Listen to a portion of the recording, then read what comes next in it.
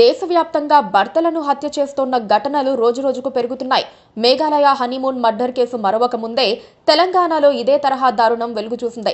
గద్వాలకు చెందిన తేజేశ్వర్ అనే వ్యక్తిని పెళ్లైన నెల రోజులకే అతడి భార్య ఐశ్వర్య, ఆమె ప్రియుడు తిరుమలరావు కలిసి సుపారీ గ్యాంగ్కు డబ్బులిచ్చి హత్య చేయించారు. తిరుమలరావుతో వివాహేతర బంధానికి అడ్డు వస్తున్నాడనే కారణంతో తేజేశ్వర్ని హత్య చేశారు. ఇటు తెలుగు రాష్ట్రాల్లోనే కాక దేశవ్యాప్తంగా భర్తల వరుస హత్యలు ప్రజల్లో భయాందోళనలు పెంచుతున్నాయి. అబ్బాయిలు పెళ్లి చేసుకోవాలంటే భయపడాల్సిన పరిస్థితులు వచ్చాయి. ఈ దారుణాలపై కాంగ్రెస్ సీనియర్ నేత విహెచ్ఎస్ స్పందిస్తూ సంచలన వ్యాఖ్యలు చేశారు. తెలుగు రాష్ట్రాల్లోనే కాక దేశంలో పెరిగిపోతోన్న భర్తల వరుస హత్యల ఘటనలపై కాంగ్రెస్ సీనియర్ నేత వి హనుమంతరావు స్పందిస్తూ పెళ్లైన వారు వివాహేతర బంధాలు కలిగి ఉండటం వల్ల వారి కుటుంబాలకే తీవ్ర నష్టమని తెలిపారు. మన పురాణాల్లో సతీ సావిత్రి తన భర్త సత్యవంతుడి ప్రాణాల కోసం ఏకంగా యముడితోనే పోరాడి తిరిగి భర్త ప్రాణాలు దక్కించుకున్న మహాసాధ్వి అని చెప్పుకొచ్చారు. కానీ ఇప్పుడు మాత్రం ఏకంగా భార్యలే భర్తల ప్రాణాలు తీస్తున్నారని ఆగ్రహం వ్యక్తం చేశారు. నేటి సమాజంలో భార్యలే భర్తల ప్రాణాలు తీయడం కోసం స్వయంగా స్కెచ్ వేయటం దారుణమంటూ విహెచ్ మండిపడ్డారు. గతంలో తానెప్పుడూ ఇలాంటి హత్యలు చూడలేదని చెప్పుకొచ్చారు.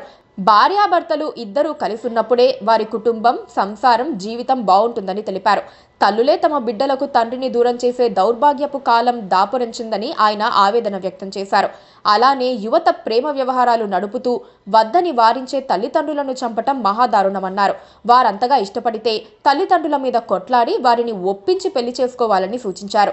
అంతే తప్ప ప్రేమకు అంగీకరించలేదని హత్యలు చేయటం సరైంది కాదన్నారు. అలానే అమ్మాయిలు అబ్బాయిలు కలిసి ఉంటున్న హాస్టల్స్ గురించి కూడా సంచలన వ్యాఖ్యలు చేశారు. హైటెక్ సిటీలో కో లివింగ్ హాస్టల్స్ పై ఆయన తీవ్ర అభ్యంతరం వ్యక్తం చేశారు.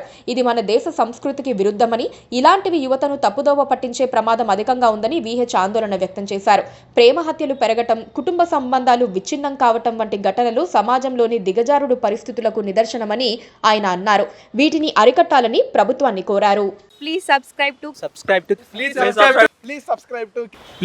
to KTV Telugu. KTV Telugu. KTV Telugu. KTV Telugu. KTV Telugu channel.